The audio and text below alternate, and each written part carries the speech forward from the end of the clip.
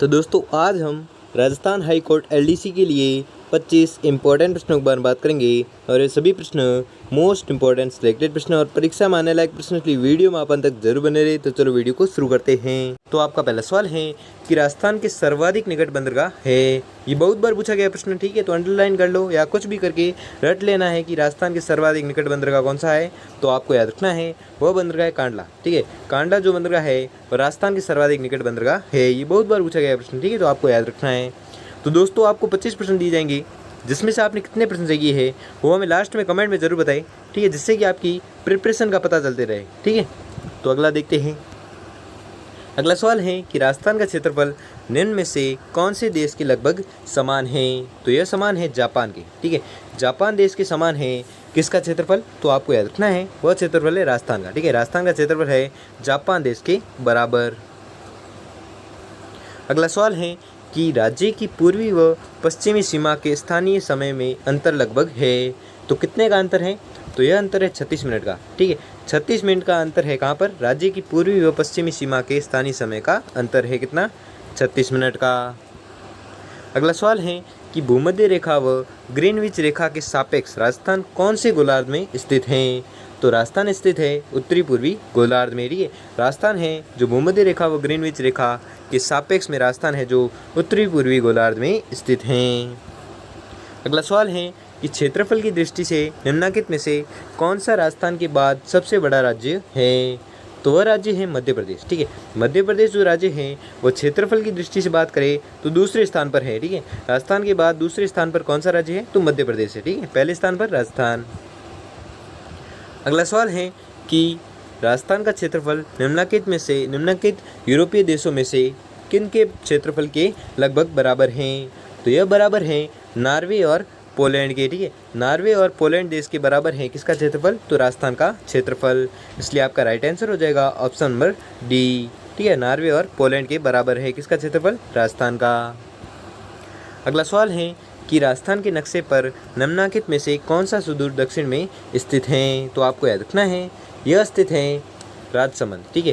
राजसमंद है जो राजस्थान के नक्शे पर राजसमंद जिला है जो सुदूर दक्षिण में स्थित है। कौन सा जिला, राजसमंद।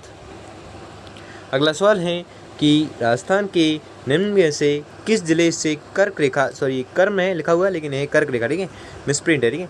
कर्क रेखा है जो गुजरती है तो वह जिले हैं डूंगरपुर, ठीक है। डूंगरपुर जिले से कौन सी रेखा गुजरती है, तो आपको याद रखना है डूंगरपुर जिले से गुजरती है कर्क रेखा, ठीक है।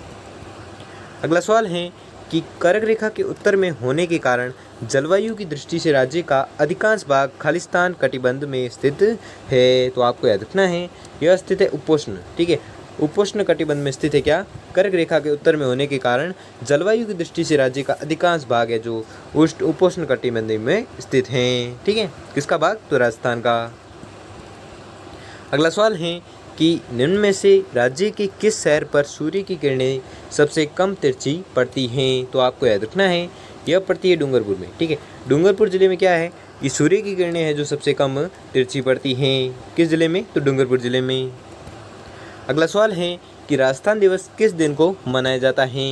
तो राजस्थान दिवस मनाया जाता है 30 मार्च को, ठीक है।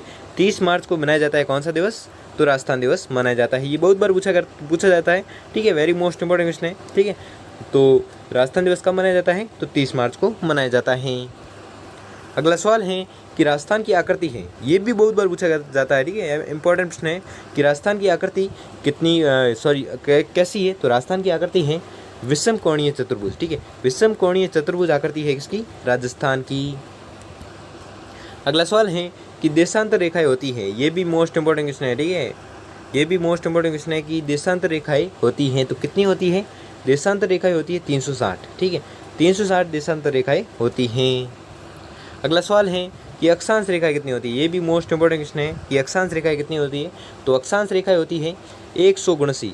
बहुत सारे लोग 180 करते थे लेकिन 180 गलत है, ठीक है। इसका जो राइट आंसर है वो है 179, ठीक है। अक्षांश रेखाएं कितनी है, तो 179 है।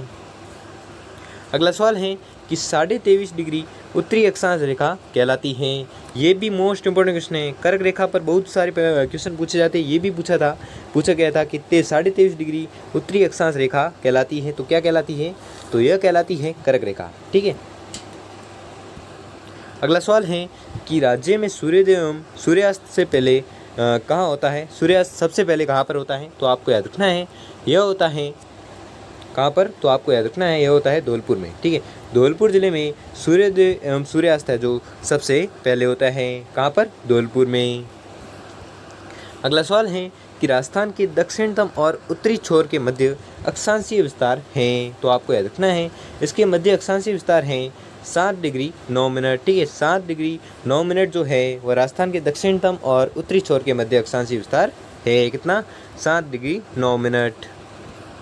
अगला सवाल है कि राजस्थान का पश्चिमतम जिला कौन सा है? तो राजस्थान का पश्चिमतम जिला है कौन सा? जैसलमेर। ठीक है, जैसलमेर जो जिला है वह राजस्थान का पश्चिमतम जिला है।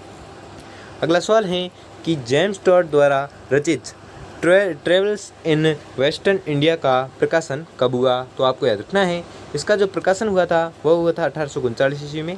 ये भी मोस्ट इंपॉर्टेंट क्वेश्चन है, बहुत बार पूछा जाता है एग्जाम में। ठीक है, तो आपको याद रखना है कि ट्रेवल्स इन वेस्टर्न इंडिया है जो जिसका प्रकाशन हुआ था 1839 में प्रकाशन हुआ था। और ये किसके द्वारा रचित है? तो आपको याद रखना है यह रचित है कर्नल जेम्स टॉड द्वारा। अगला सवाल है कि किस जिले का अक्षांशीय विस्तार 28 डिग्री 4 मिनट से 30 डिग्री 6 मिनट उत्तरी अक्षांश है? तो आपको याद रखना है वह जिला है गंगानगर। ठीक है, गंगानगर वह जिला है जिसका अक्षांशीय विस्तार कितना है? तो अक्षांशीय विस्तार है 28 डिग्री 4 मिनट से 30 डिग्री 6 मिनट उत्तरी अक्षांश। किसका विस्तार है? गंगानगर का। अगला सवाल है कि जयपुर कितने डिग्री देशांतर पर स्थित है? तो जयपुर स्थित है 76 डिग्री पूर्वी देशांतर पर। ठीक है, 76 डिग्री पूर्वी देशांतर पर कौन सा जिला है जो स्थित है? तो जयपुर स्थित है। अगला सवाल है कि भारत में राजस्थान की भौगोलिक स्थिति है। तो भारत में राजस्थान की भौगोलिक स्थिति है उत्तर पश्चिम भाग। ठीक है, उत्तर पश्चिम भाग में स्थित है कौन सा राज्य? तो राजस्थान। ठीक है। अगला सवाल है कि राजस्थान का दक्षिणतम अक्षांश क्या है? तो राजस्थान का दक्षिणतम अक्षांश है 23 डिग्री 3 मिनट उत्तरी। ठीक है, 23 डिग्री 3 मिनट उत्तरी अक्षांश है जो राजस्थान का सबसे दक्षिणतम अक्षांश है। अगला सवाल है कि राजस्थान की लंबाई एवं चौड़ाई में अंतर है। तो आपको याद रखना है राजस्थान की लंबाई व चौड़ाई में अंतर कितना है? तो यह अंतर है 43 किलोमीटर। ठीक है, 43 जो किलोमीटर है वो राजस्थान की लंबाई व चौड़ाई में अंतर है। कितना अंतर है? तो 43 किलोमीटर का अंतर है। अगला सवाल है कि भारतीय मानक समय ग्रीनविच मीन टाइम से कितने घंटे आगे हैं? तो आपको याद रखना है यह आगे हैं 5.5 घंटे। ठीक है, 5.5 घंटे है जो आगे हैं। कौन? भारतीय मानक समय ग्रीनविच टाइम से आगे हैं। कितना? 5.5 घंटे। तो दोस्तों आपको वीडियो कैसा लगा कमेंट करके जरूर बताएं। अगर वीडियो अच्छा लगा तो वीडियो को लाइक और चैनल पर नए हो तो चैनल को सब्सक्राइब कर लीजिए और बेल आइकन को प्रेस कर लीजिए जिससे कि वीडियो की नोटिफिकेशन आपको मिलती रहेगी। धन्यवाद।